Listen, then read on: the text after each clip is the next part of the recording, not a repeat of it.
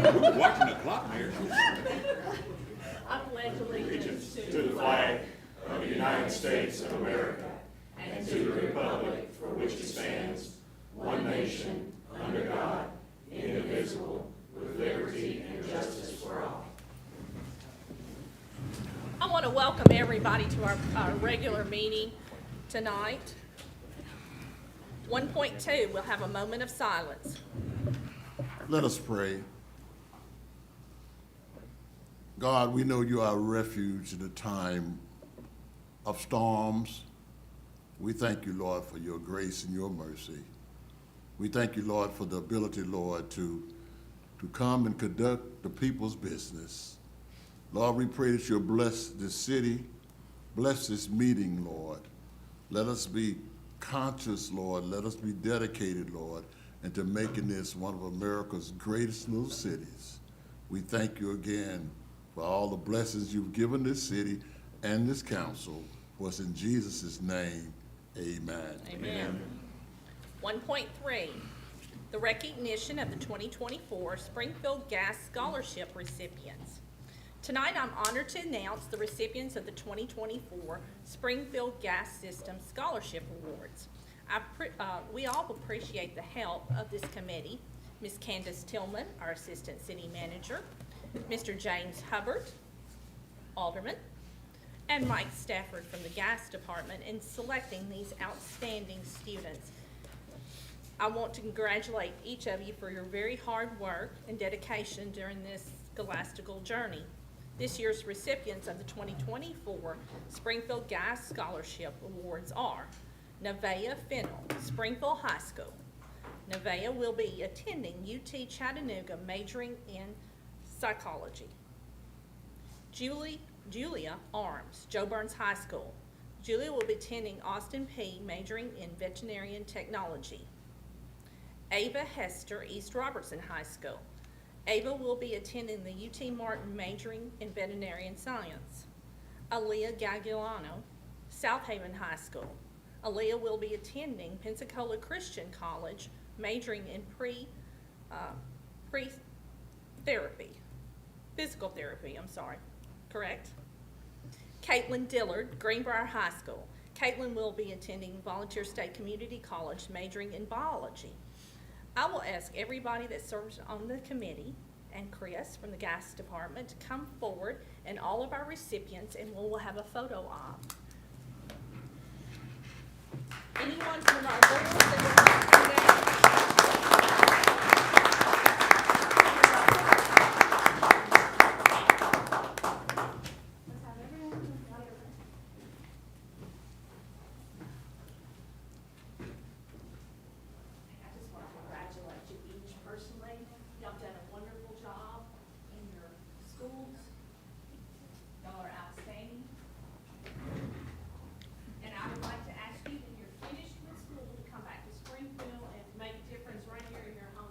Right. Robertson County. Come on.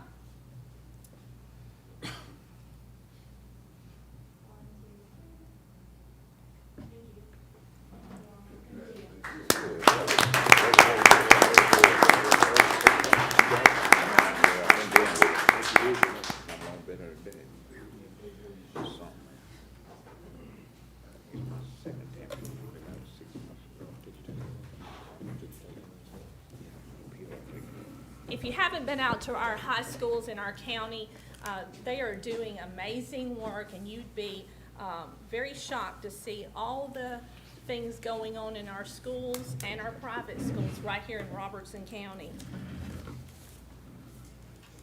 1.4, the approval of the minutes for the regular meeting of the Board of Mayor and Aldermen held on May 21st, 2024.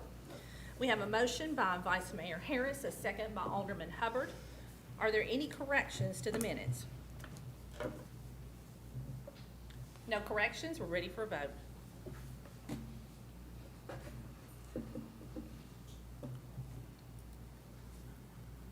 not ready. Yeah, mine's not either. I think we're having a little computer error.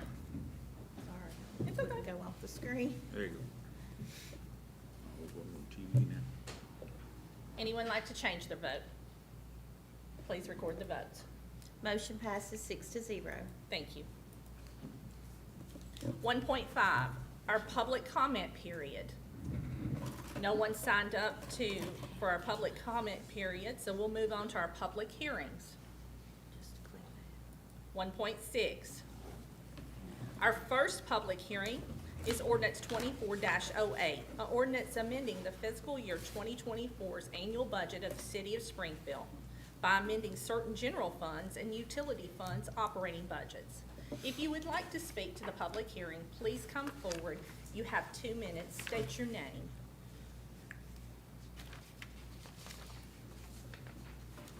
No one would like to speak to public hearing number 1? Public hearing number 1 is closed. Public hearing number 2, ordinance 24-09, an ordinance amending the annual budget and the tax rate, the fiscal year beginning July 1st, 2024 through June 30th, 2025. If you would like to speak to public hearing number 2, please come forward.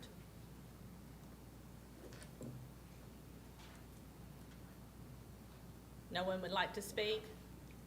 Public hearing number 2 is closed. Public hearing number 3, ordinance 24-10, an ordinance amending the schedule of rates and fees for the electric service. If you would like to speak, please come forward. No one would like to speak? Public hearing number 3 is closed. Public hearing number 4, ordinance 24-11, an ordinance rescinding ordinance 22-08 in its entirety and setting a new schedule of rates and charges for the Springfield sewer system. If you would like to speak, please come forward. No one would like to speak? Public hearing number 4 is closed. We will move on to our legislative session. 2.1, discuss and possible take action on ordinance 24-08 on a second and final reading. Ordinance amending the fiscal year 2024's annual budget for the city of Springfield by amending certain general funds and utility funds operating budget. We have a motion made by Alderman Hubbard, a second by Alderman Trotter. I'm going to call on our city manager, Mr. Brian Martin. Thank you, Mayor. This one needs to be amended as normal. This is our final budget amendment for for the fiscal year, this particular fiscal year being FY '24. So quite a few things that we're cleaning up at the end of the year to get everything in order and get everything right. Those items are listed in your packet. If you have any questions, let us know. But if you would, please amend to include the exhibit that is included in your packet. Okay, We need a second. you have a, Okay. you have a first and a second? Yes. Okay, by Alderman Hubbard, second by Vice Mayor Harris. Any questions on this?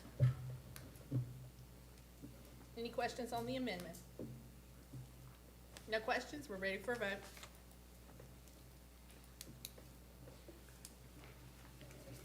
Anyone like to change their vote? Please record the votes. Motion passes 6-0. Back to our main motion as amended. Any discussion? No discussion? We're ready for a vote.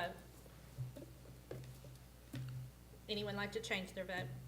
Please record the votes. Motion passes 6-0. Thank you. 2.2, discuss and possible take action on ordinance 24-09 on a second and final reading. An ordinance adopting the annual budget and tax rate for the fiscal year beginning July 1st, 2024 through June 30th, 2025. Motion made to discuss. Very good budget. Thank everybody. Hold on, we need a motion in a second. We had that. Oh, okay, I'm sorry. I think it's stuck. Yeah, I think it's stuck on the previous item. It's stuck. yeah, Still on 2.1. yeah.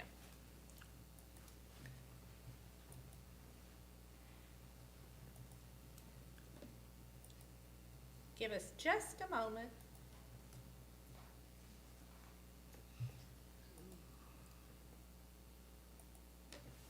You want us to vote again Yeah, on 2.1? please. You want us to vote again on 2.1? Mm-hmm. Okay. Anyone like to change their vote? Please record the votes on 2.1. There we go. Okay. 2.2. Motion made by Alderman Holloman, a second by Alderman Hubbard to discuss. Any questions on this budget? Very good budget. It's, anything's taught me since I've been here, there's never enough pennies in the dollar. Squeeze them You wonder hard. how you can stretch it that far, but Mr. Martin and all the staff does, so Yes, thank you. I feel the public is pleased with yes. all the laborious work that you guys put in. Yeah. We've gotten to a point where we can actually pay some cash for things that we're buying now, and it's a good place to be, and Exactly. any questions, discussion? We're ready for vote. Anyone like to change their vote? Please record the votes. Motion passes 6-0. Thank you.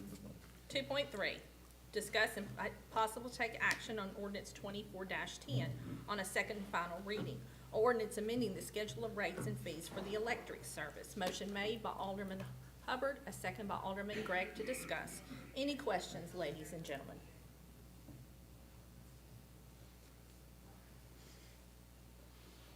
No questions on these rates? If no questions, we're ready for a vote. Anyone like to change their vote? Please record the votes. Motion passes 6-0. Thank you. 2.4, discuss and possible take action on ordinance 24-11 on a second and final reading. Ordinance rescinding ordinance 22-08 in its entirety and is setting a new schedule of rate and charges for the Springfield sewer system. Motion made by Alderman Hubbard, a second by Alderman Gregg to discuss this. Any questions?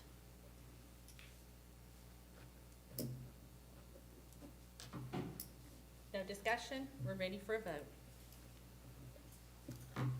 Anyone like to change their vote? Please record the votes. Motion passes 6-0. Thank you. 2.5, discuss and possible take action on ordinance 24-13 on a first reading. Ordinance rezoning one parcel located at 26th Avenue East and Woodland Street from high-density residential R7 to multiple residential districts MRO. Motion made by Alderman Hubbard to discuss, a second by Alderman Trotter. Any questions on this rezoning? Glad to see it, Yes, sir. building up that area.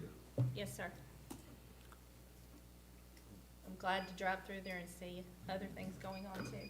Yes, sir. Mayor, for those that don't know, this is the former Board of Education headquarters building is what this particular parcel contains. So, yeah, certainly glad to see redevelopment. Yes, It's sir. a great On that parcel parcel. of land. No discussion? Any questions? We're ready for a vote. Anyone like to change their vote? Please record the votes. Motion passes 6-0. Thank you. 2.6, discuss and possible take action on resolution 24-08, a resolution declaring certain property surplus and authorizing the disposal of such property. Motion made by Alderman Hubbard, a second by Vice Mayor Harris to discuss. Any questions on this disposal? No questions? We're ready for a vote. Anyone like to change their vote? Please record the votes. Motion passes 6-0. Thank you. 2.7, discuss and possible take action on resolution 24-09, a resolution approving the comprehensive growth plan. Motion made by Alderman Hubbard, a second by Alderman Holloman to discuss. And I know Kevin Gunther is here tonight, and would you like to speak first? Yes, ma'am. Well, this is it. This is the comprehensive growth plan, and there were no changes from the meeting that we had previously in this room, the sort of the draft overview that we had, so that we're excited about this plan. It's 132 pages in your packet.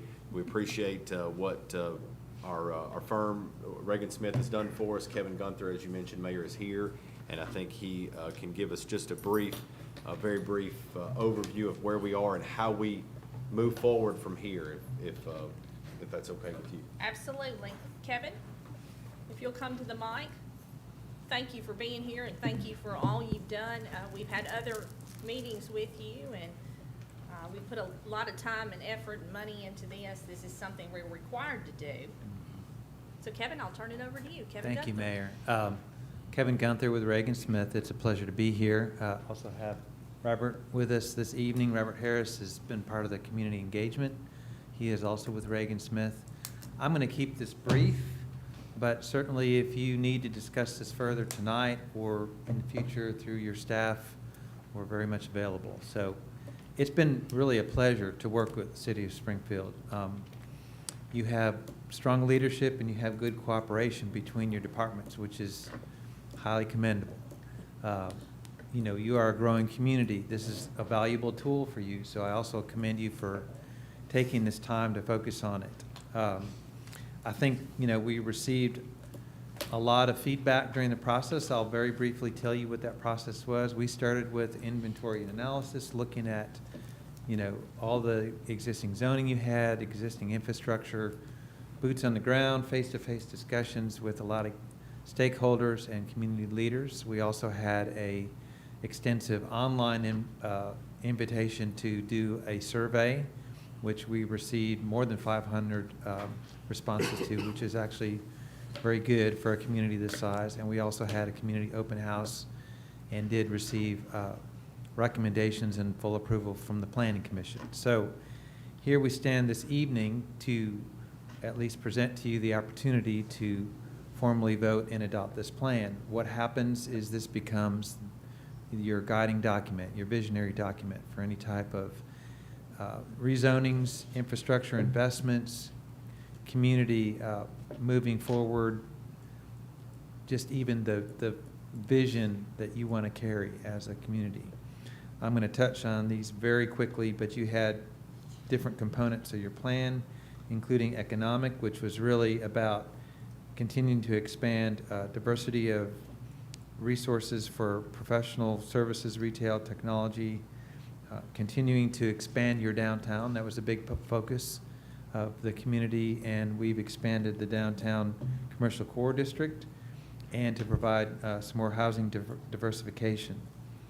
Transportation was all about eliminating the 840 route. We know that's not going to happen, but what we do want to do is strengthen the grid that you have, your existing street grid, and make sure that that loop around your city is expanded. And also consider some type of access management plan along those main corridors. From a land use standpoint, and the idea is to really get concentric growth, which means grow from the center instead of just along these linear corridors. There's really only two ways to grow. You either increase density and different types of use within your core, or you expand out along corridors, and we're suggesting that would be concentric growth as a good one. We also created some new zoning recommendations for some new zoning districts, including a mixed-use zoning district. Utilities and emergency services, I'll keep this brief as well. You've obviously focused on expanding your sanitary sewer plant. We would suggest that you want to continue to evaluate how much your water system expands beyond city limits, and that the operations and maintenance would be considered in that, any type of expansion. And then increase your staff to meet the growth that your city is going to face. Last item was parks and recreation and natural resources. In general, you have a great park and recreation system. It's actually very highly developed, and your programs are exceptional. But you would be served well to have some neighborhood parks in your southern part of the city where you're seeing in the south and the east some growth happening. I'm talking about small neighborhood parks. And then the last thing was go ahead and ask for some parks and amenities as part of your development process. Mm-hmm. You now have the tool to do that. Don't be afraid to make those part of the density discussion, part of the infrastructure discussion. So that's a quick summary. I'm glad to answer any questions before you take on further discussion. Yes, Yes, sir. sir, Mr. Hubbard. Personally, I'd like to thank you for guiding us through the process, and you really defined our weaknesses as well as our strength. So it was a very learning and empowering situation, so I thank you again, sir. You're welcome. Okay? Yes, sir. Thank you for the work that you put into it, and, there's always some uncertainties in anything that we face, but I hope tonight if we adopt this, that we are going to be willing as a board, along with the planning commission, to abide by what this says. I mean, there's gonna be some times probably we're gonna be asked to make adjustments or something of that nature, but if we're going to adopt it, and we need to abide by it the best that we can and go along with it. I agree with you. I think that's very important if we're going to adopt it. Make sure we understand too what we're adopting, because this is our future. And we do this and strategic planning, so we know where we're going. We're just not out here chasing ourselves. Is the planning commission unanimous in this? It was. Mayor. Yes, sir. If I could draw everybody's attention very briefly, in your packet, in the plan, page 125, so you'll scroll back to the back, to the end of the document. As Mr. Harris said, we need to stick to it. I'll show you what it is that we're sticking to, or that when we adopt, that will be the guide for your staff. When folks come in for development and they say, I want to put a meat processing plant here, and we say, well, no, in our growth plan, that's designated for single-family residential, right? This is the land use map. So page 125 has the future land use map, and so you can see that it's designated by parcel. I'll give you just a minute to get there. I know it's, especially on these iPads, it takes a while to scroll to the back. It won't come up. Okay. Go on, it's fine, I'm looking at yours. You can look at mine.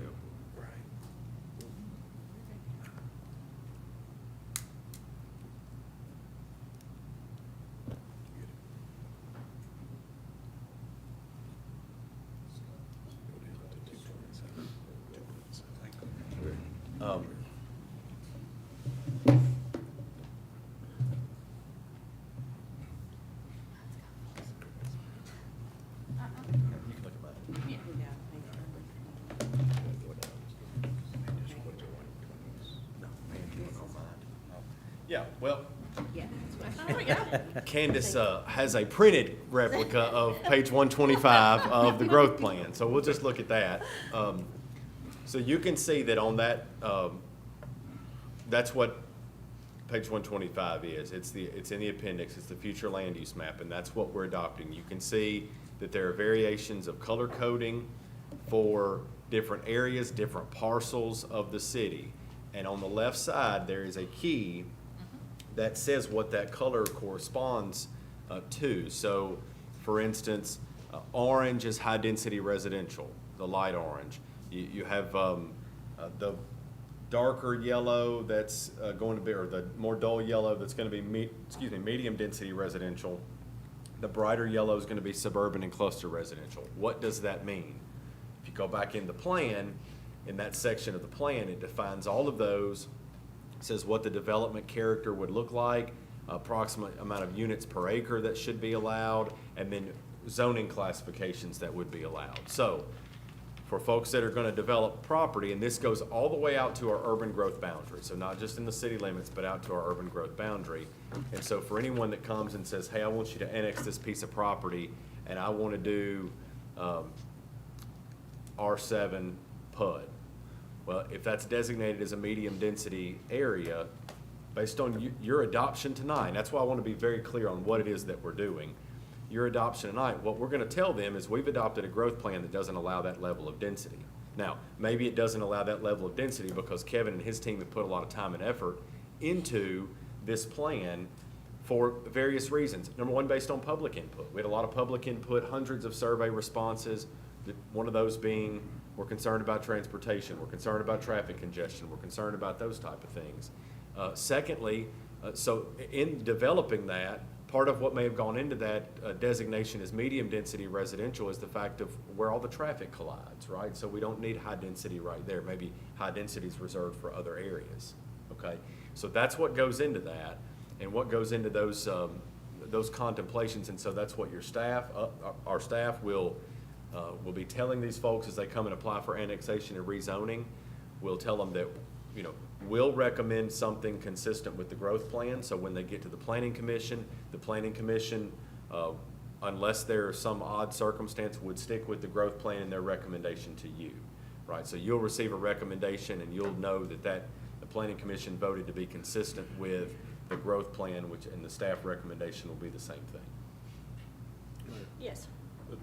Mr. Martin, as city manager, of course, I know that you serve at the pleasure of our board, but is there anything about this plan that you or staff have looked at that you have any reservations about going forward of this not being beneficial to the city of Springfield? We don't. I mean, if we did, we would have been involved in that. Again, and you mentioned it earlier, not to say that something might come up, some development plans might change, and so, something. Right now, we're geared towards growing to the south. We're not gearing towards growing to the north. If that something were to change, or, then we may look at this plan again and invite, and say, hey, we need to relook at how we're growing, because we're not growing south to Nashville anymore. We're getting a lot of interest because Adairsville's all of a sudden bloomed into a metropolis, and now it's encroaching on us, right? Hypothetically speaking. So, those are the type of things that we would be coming to you to modify the plan, but the plan in its current form, we don't see an issue. Have we examined parcel by parcel on that map? No, sir, we have not. We have looked at, because in doing that, to examine parcel by parcel, we would be thinking of how it might affect, I'll pick on him because he's here, Mr. Doris, and how he might build. Well, he might want density, He said don't right? pick on him. Jim should have been here. Could have picked on him. Aubrey's here. I didn't see Aubrey back there, so I could have picked on Aubrey. So we didn't go parcel by parcel. We looked at it from a holistic point of view. What's good for the city? What's burdensome for infrastructure? What's burdensome for transportation and traffic congestion? That's the way we looked at that, based on the holistic view of where the city, not who's going to benefit, right? Not who's going to get penalized and not going to get the density they want, not how this might work out for this person or these people It's for the or whole. this neighborhood. It's what's best for the city, where in 20 years, we're not saying, man, we really messed that up because now we have a major traffic problem, or we're out of water or something like that. You just gotta more closely watch where the rooftops are going. That's correct. And, we can always come back and do another growth plan. Yes, sir. How far south up 431 does this go? To Highway 257. That's where our urban growth boundary ends. So this zoned agricultural, if someday this person, they don't want to farm, they ask to be annexed into the city, what does it become? And so at that point in time, that's when we would have to evaluate our resources, since that's in our urban growth boundary. If we're out of water, then we would annex it, but it stays agriculture. And that's one of those amendments like Mr. Harris was talking about. That's one of those situations where it hasn't arisen, because that's pretty far out. Because currently, and the reason it's designated as agriculture right now, because there's no sewer there. Right. So there's no infrastructure there. So if we were presented with a proposal that said, hey, we'll put a sewer line down 431, well, now that allows us to be able to grow there in a different way. Does that make sense? Yes. So that's one of those justifications for an amendment. But currently, agricultural, because there's no sewer, so we can't develop residentially or commercially there. Good question. Yes. I would add, I think this is great. I think it gives us intentionality and some forethought rather than just letting things happen and then trying to fix them retrospectively. And of course, we can modify it as needed. So I think it's great. Thank you. Well, and I will look at the developers that are here, and we're gonna, since our city manager's already picked on them, they need to be able to look at this and know which direction we're going. And when they come in and talk to staff's gotta know where we're thinking, and we've all got to be on the same page, because we're wasting all of our time, including our customers who are coming to do development. And we've come to a point in our city that we have a lot of positive things going on, a tremendous amount of growth. We want to make sure it's going in the right direction, in my opinion. I mean, purposely, it's all like we're on, like you said, we're on the same page and everybody can Yes. see the page. Yeah. And they know what the content is. They don't want 10 answers, Right. different answers. And they're back there shaking their head. They don't want 10 different answers. One thing, you know, They're business people. that we've seen, if we build it, then the people will come. And Well, we're living it. they're coming. Yeah. We've worked hard, and we've talked about a lot of things over the past years setting up here on this board that we're here. And we've got to plan for the future. We can't continue to pull things out of the sky. Any questions, discussion? No more discussion? Yes, sir. Excuse me, young lady right here. Will you please tell me who you are? I think I know. Yes, ma'am. That's what I've seen it a long time. Well, welcome. Aubrey's working in the business of Yeah, GS so Moore you're and the Son. business now. Yeah. I thought that was you, but I wanted to make sure. Any other questions, discussion? No questions, we're ready for a vote. Anyone like to change their vote? Please record the votes. Motion passes 6-0. Thank you. We're ready for our administrative agenda. 3.1, discuss and possible take action on the adjustments of the retail electric rates by the Springfield Electric Department due to the wholesale fuel cost adjustments by the Tennessee Valley Authority. Motion made by Alderman Hubbard, a second by Alderman Holloman. Terry? Increase 1.5 cents. It's small. It is a small one, and we're in the middle of the summer, if you hadn't noticed. You're such a nice fella. I'm glad we hired you. Any questions for Terry? No questions? We're ready for a vote. Anyone like to change their vote? Please record the votes. Motion passes 6-0. Thank you. 3.2, discuss and possible take action on the adjustments in the monthly gas rates for the Springfield Gas Department. Motion made by Alderman Holloman, a second by Vice Mayor Harris. Chris, do you have good news? Yeah, it's up, but it's only up 0.04%. Well, So it's basically unchanged. it very well is. Thank you. That's good news, sir. And thank you for filling in and coming to our meeting tonight. Any discussion on the gas rates? No discussion, we're ready for a vote. Anyone like to change their vote? Please record the votes. Motion passes 6-0. Thank you. 3.3, discuss and possible take action on a recommendation from the Traffic Committee for street parking on North Boren Street. Motion made by Vice Mayor Harris, a second by Alderman Holloman. I'm gonna call on our city manager, Mr. Ryan Martin. Thank you, Mayor.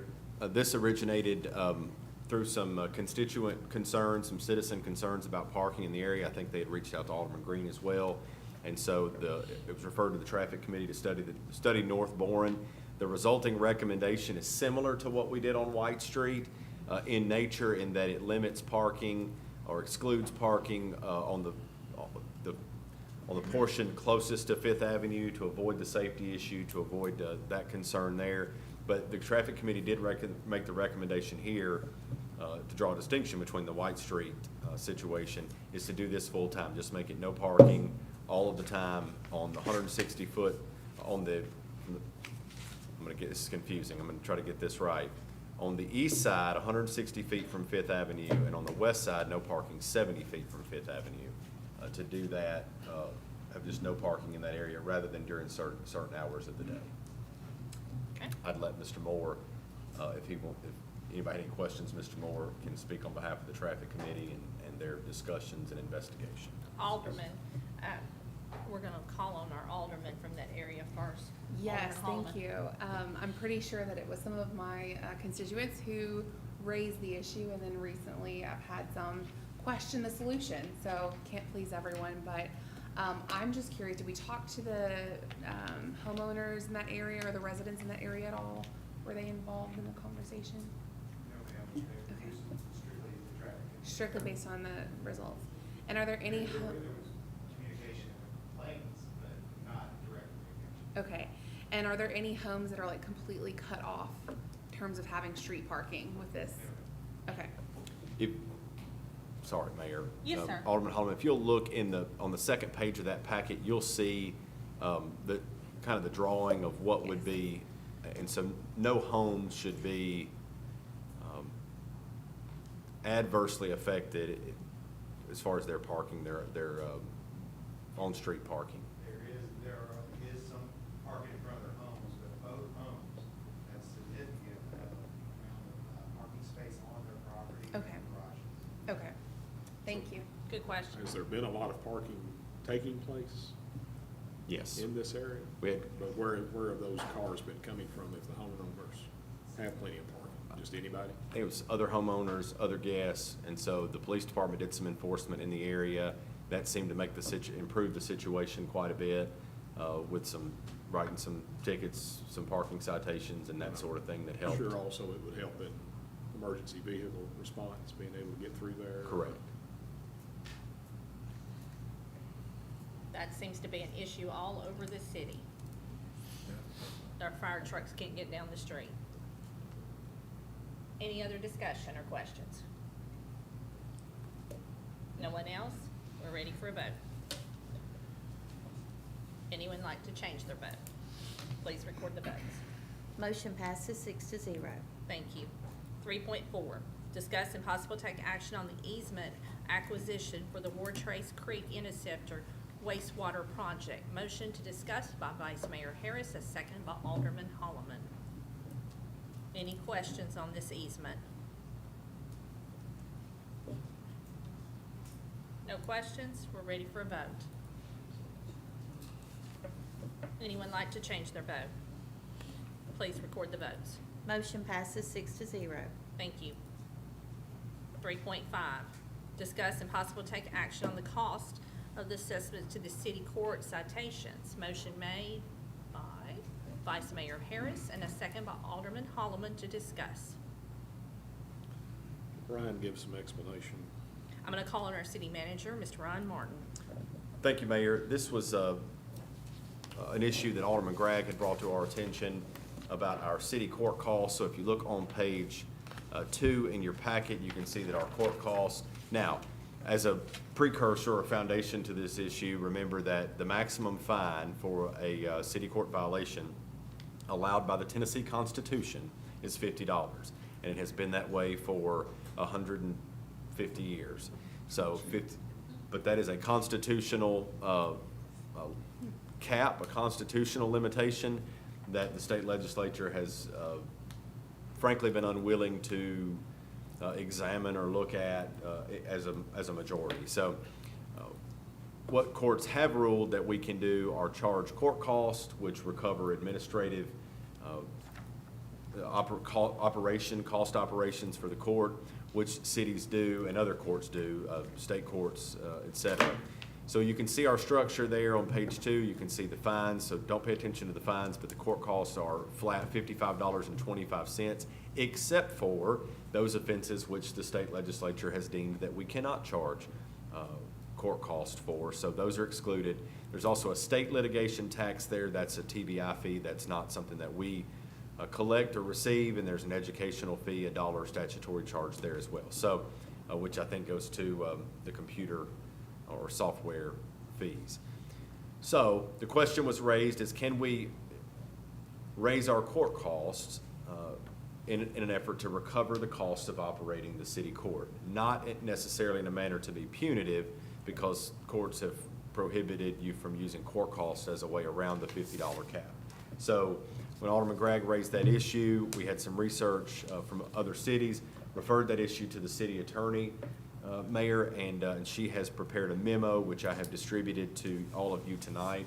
And so, Mayor, that's kind of the background. If you'd like the city attorney or any questions, we'll be glad to answer those Any too. questions from this board? Yes, sir. Which one? Me? You. Does the city attorney attend city court? Not unless specifically requested to do so. So do we know on average, is it held once a month, Twice. twice a month? First and third Mondays. Do we know on average how many cases are heard at city court or guesstimate of how many cases are heard in city court? It varies.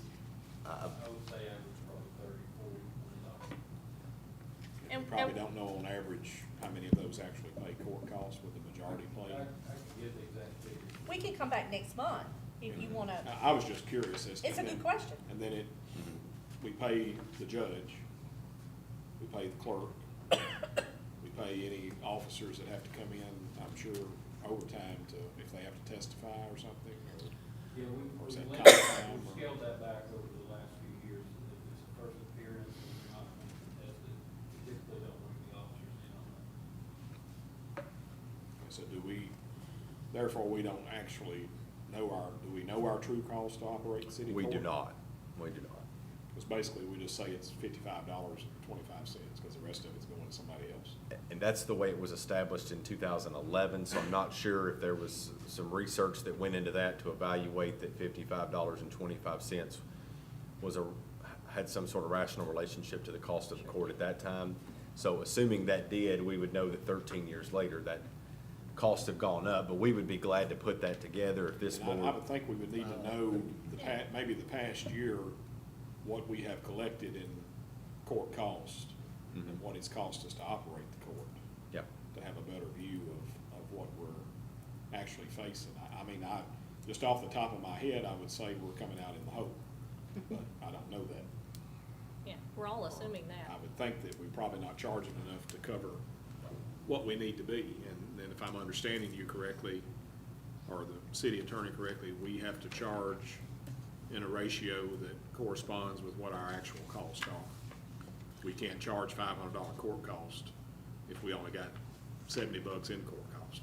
I Because believe that would probably be viewed that we're trying to, We'll have our, yeah, because we can only charge 50 on a case, okay. I would just be interested to see maybe the last 6 months or year of what we've actually spent, guesstimate or estimate of what you think it's cost us. and I think, in my opinion, I don't know what the rest of the board, I don't want anybody spending a huge amount of time researching this, but I know that we can do exactly what you're saying, probably within a smaller amount of time, not spending days and days and days on this research. I'm sure it's at your fingertips on a computer. I'm looking at Ms. Crockett to kind of come up with we're not asking down to the specific I mean, is dollar. there not a line item for court cost, or? It's grouped with fines. So I was looking at the financials that were sent today, and the total of fines and court costs are $95,000 for this fiscal year. Since July 1 of last year. Since July 1 of last year. Those are the fines and costs that we've collected. So that's going to include all the fines as well, the 50 or 40 or 25, whatever those fines are. So what we're going to have to do is go through and break that down and then look at court clerks and city judge and that sort of thing, and see what our cost of operation, the court. My operating personal court opinion, is. I just think we need to make sure, like Alderman Gregg said, that we are recouping Yeah. what we're out. We don't need to be spending more than what we're able to recoup. Okay. Anyone else like to speak? I got a comment. Yes, sir. Regardless of how high these get, if you're not breaking the law, you don't have to worry about it. Very good point. Very good point. I would go along with your point, but I think also, are they not saying that we're somewhat limited as to what we can do? And We're somewhat limited. We could, for example, and let me say, we included a proposed ordinance in the memo, but we do have, whether or not court costs are increased, we do have some cleanup to do to the ordinance, because there's some factors that have changed since this was done in 2011. So we just can't be punitive. We don't have to operate at a loss if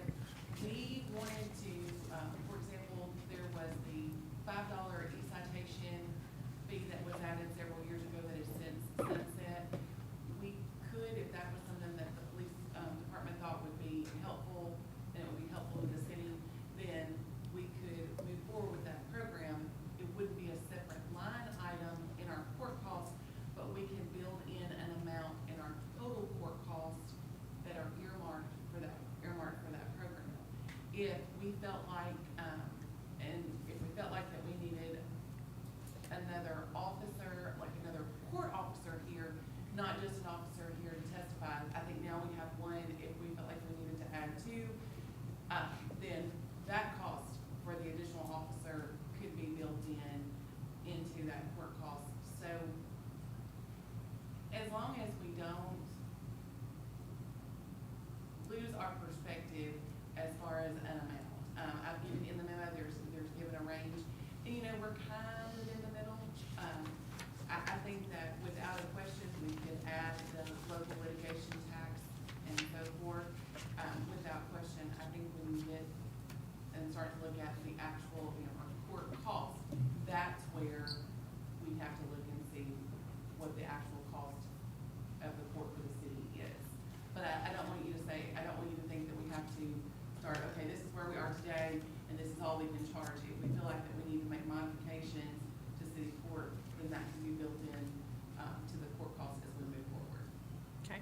And I agree with Alderman Gray. I mean, I hope that's a fee I never have to pay myself, but I think it's just, we don't need to leave a door open that all they can charge me is $50 for what I did, but they got me on those court costs a whole lot. You know, they charge me $800 for court costs, but they don't charge me $50 for my offense. I'm not opposed to that, but I don't think we can, we legally we would get in trouble over that. It's something probably. It'll teach them to mow that grass, though. Just kidding, I'm just kidding. $50 fine, Yeah. be hard to mow the grass, so. So if I understand correctly, we're going to ask for some more, Get some more data. Yep. data, and we'll come back next month or whenever you can get that done. We will. We'll put together, we'll start dissecting this and put together, breaking down the information and have Do some we pay the firm judge numbers. a certain amount a We do. year? So now, if Judge Delahay's not here, does he still get paid, and then we also pay his fill-in, or does he? No, not we get pay paid? the interim at that point. And he would not get paid for That's that? correct. That's right. Mr. Hubbard? Yeah, I know our limitation by the state, but you have to realize that sometimes there's some big-time traffic infraction that goes on, you know? And And codes. so they need to kind of just, Yeah. you know, untie our hands. Okay, we'll discuss this again in our future, when they bring the data. We can move on to 3.6. Discuss and possible take action on a special occasions beer permit ordinance. Motion made by Alderman Holloman, as second by Alderman Hubbard to discuss this. Any questions on this, special occasions permit? Can we ask the Alderman what you're seeking? Yes, so I was approached by Shane with BS Brew Works, and this is something that's come up a couple of times in the last year for his business, which I'm sure affects others. Right now, for special occasions, they cannot obtain a permit because they're a for-profit business. So I suppose the way it's drafted right now, you are only allowed to obtain these special permits if you are a not-for-profit. He's done his research, and he gave me an example in the city of Gallatin where these are available for profits for very limited purposes. For example, in Gallatin, you could get a special event permit if you're an existing business in the city that already has permitting for like up to 3 events a year for a 24-hour period. For example, to do festivals or things like that. In his situation specifically, it was things involving the fair and things like that. And again, just the way the code's written, it doesn't allow them any of this special event licensure. So he requested that we just kind of take a look at that and see if that's something that we would be willing to consider changing or modifying so that it would be open to others who are not for profit. What does this special permit allow them to do? Basically to serve or to sell their wares. So like in this instance, beer to people at events. Out at an event like on the street? In a Or parking lot? Parking lot or something? It would have to be probably under an already licensed event, but in this, he was mentioning like a tractor pull was one. It was associated with the fair.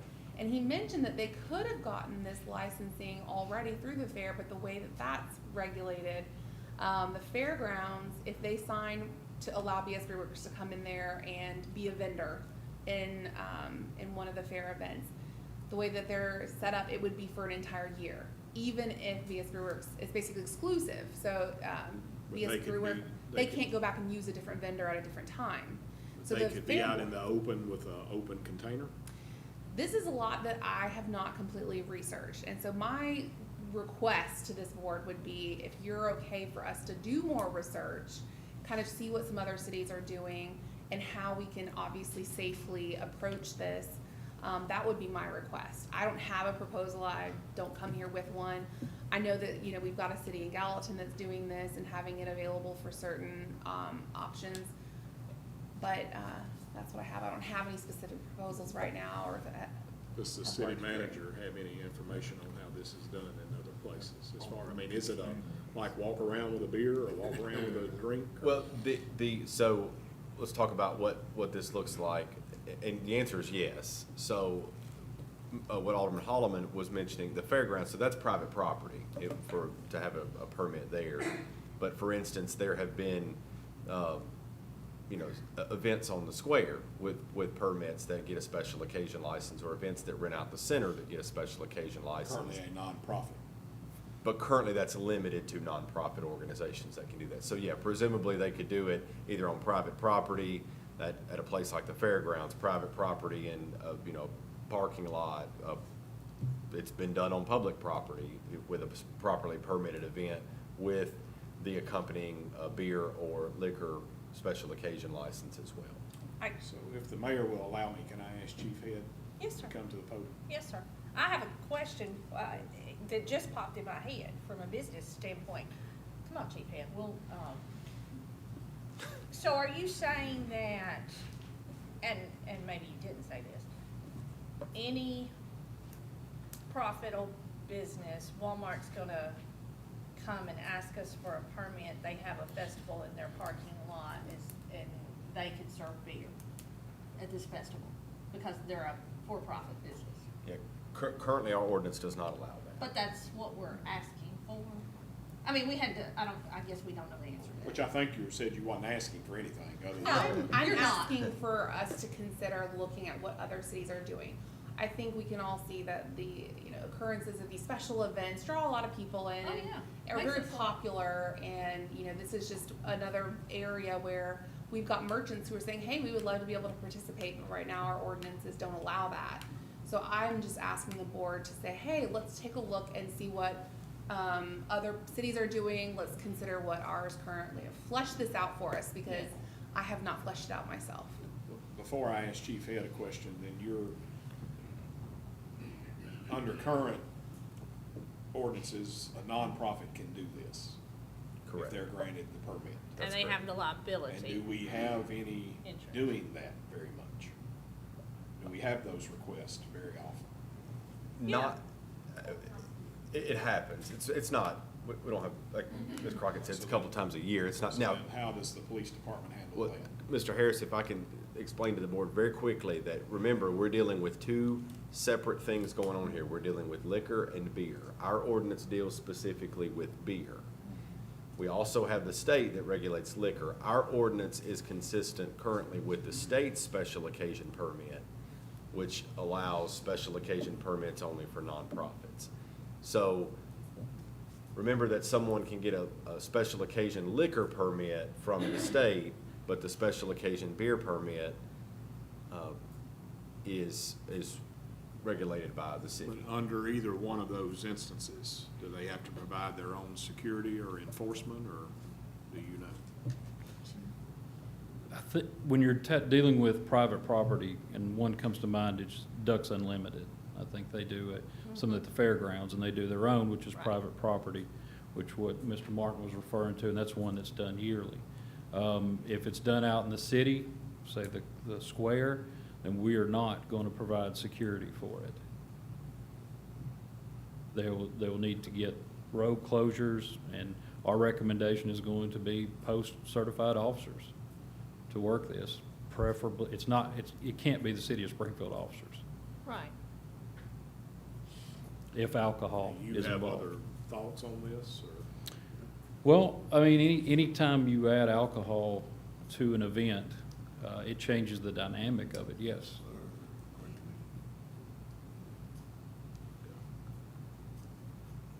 I'm not opposed to seeing what other cities do. No, I'm not either. I make a motion that we study it, that's all she's asking, that we study it. Yeah. I don't think we know answers to a lot of our questions, so, Gallatin's having, lots of success, but I wanna make sure we're not just opening up for everybody too. Yes, sir. If I may add something that we've discussed, you know, dealing with the city ordinance, you already have 11-217, which is basically open container, drinking, beer, alcohol, et cetera, any intoxicating beverages in the public. I don't have the authority to sign off on these permits to suspend a city ordinance. So that would be something that the board would have to look at to suspend that ordinance to allow that to occur with that permit. So are we suspending that ordinance now when we permit that to a nonprofit? We haven't had that from a beer perspective. That hasn't come up in about, I'll put it this way, it hasn't come up since he and I have been in the roles that we're in. So but that's a question that we have that we would want to consult the city attorney. You know, I would go along with Emily. I think there's some, I don't know if ignorance is the right word, but we don't know Yeah. There's a lot of missing Yeah. pieces of information, which is why, how the whole again, picture I'd love works. more information. We're giving y'all a lot of things to I do know. tonight. We're gonna have a busy month. That's okay. We got the budget finished. We have plenty of time now, so. Anything else you want to say? No, sir. Okay. I just have a question. for you. Any other questions from our board? I made a motion that we study it. I don't think we have to make a motion to ask the staff to bring back, correct, Ms. Barty? We don't need a motion to ask them to do something. I think we're good. Okay. Thank you, Chief. We will talk about this in further meetings. Moving right along. 3.7, discuss and possible take action on various appointments to boards and commission. Motion made by Alderman Hubbard, a second by Alderman Holman to discuss. Any questions on this? I'd just like to extend my appreciation to any of these people that are willing to serve Yes. on these Absolutely. boards. They're doing it voluntary. I don't have a choice. Any questions on the list? The way it reads. 2-3 year term. Any questions? We got a problem? If appointed. Yeah, it's y'all approved. It's y'all. So this is the slate of nominations. Vote yes. Okay, we good? Any discussion? We're ready for a vote. Anyone like to change their vote? Please record the votes. Motion passes 6-0. Thank you. 3.8, discuss and possible take action on a proposed amendment to the city's classification and compensation policy. Motion made by Alderman Hubbard, a second by Alderman Holman to discuss. Any questions on this proposal? Proposed amendment. Anybody like to talk to me? I mean, I don't get my feelings hurt. It's They do fine. such a good job explaining They do. everything. I mean, And I will point out that the aldermen also do a good job of reading their packets. I still call them packets. They're on our computers, on our iPads, but, a lot of the reasons why we're not discussing a lot of things is we've done our research prior to us getting here, and the staff's doing a great job providing us for that information. iPads need to come with somebody that can operate. Sometimes. We can have a special session on how to use your iPad. I shall conduct it. Ready for the vote. Yes, sir. We're ready for a vote. Anyone like to change their vote? Please record the votes. Motion passes 6-0. Thank you. But need to have just a little fun while we're here, That's true. having serious discussions about our city and our growth. We're ready for our consent doc. I will let you know that we're removing 4.1 from our consent doc. Mayor, without objection, I move we take it as a whole. Second. Okay, motion made by Vice Mayor Harris, a second by Alderman Trotter. Are there any discussions on it as a whole? Any questions? No questions? We're ready for a vote. Anyone like to change their vote? Please record the vote. Motion passes 6-0. Thank you. I'm going to call on our city manager, Mr. Ryan Martin. Thank you, Mayor. Want to give you an update on the paving project that's going on. We finished New Chapel Road, finished a section of North Main, finished some other smaller areas in the city, but Black Patch Drive will begin tomorrow. That should last about 3 to 5 days. So Black Patch will be completely repaid from Memorial to the Batson Parkway intersection. We're also migrating to a new HR software, so you'll probably see some changes on our website for those that you're referring to apply for positions. Our current HR software goes end of life. You all approved that contract last month, so that's a change. That's exactly what we needed, is another new software. And Sorry, staff. yeah, didn't have enough of that over the last couple of years. And then I want to thank you all for passing the budget tonight. By doing so, what you've done is you've told our employees that you appreciate what they're doing. You believe in them and rewarded them with the cost of living raise tonight. And so we appreciate that, and thank you for believing in our department heads and our staff and what they're doing every day to carry out the mission of serving the citizens and customers of Springfield. With that, State of the City is Thursday, July 25th, so that'll be next month. Tickets are either on sale or about to go on sale or will be going on sale. They're on sale. So we're excited about that, sharing an update with folks and trying to get our word out and get the message out to as many folks as possible, to the folks that we serve. That's all I have, Mayor. Thank you. Well, and City manager. I will say that our city is prospering well, and it has to do with our staff and our other organizations that are helping make that possible. I thank you. It is fun to go to TML, Tennessee Municipal Leagues, and brag on our city. We have worked hard to get to this point. Yes, we have growing pains. We need more staff in every department. There's nobody that's not affected. I wish we could give you bigger raises. We do have to pinch our pennies, and I'm very proud to say we all represent the city of Springfield, and y'all do a fine job. To our staff and to our other organizations that are helping us make this possible. Yes, sir. Yes, I would personally like to thank the Board of Aldermen and people from the city who sent me condolences in the passing of my brother, Master Sergeant Ralph Hubbard, Yes, sir. in San Antonio, Texas. So I'll be leaving Thursday to go and funeralize him next Tuesday. So I thank you for your prayers. You're in our thoughts and prayers and all your family, That was my hero, and he served his country well. and we're proud of that. This meeting is adjourned.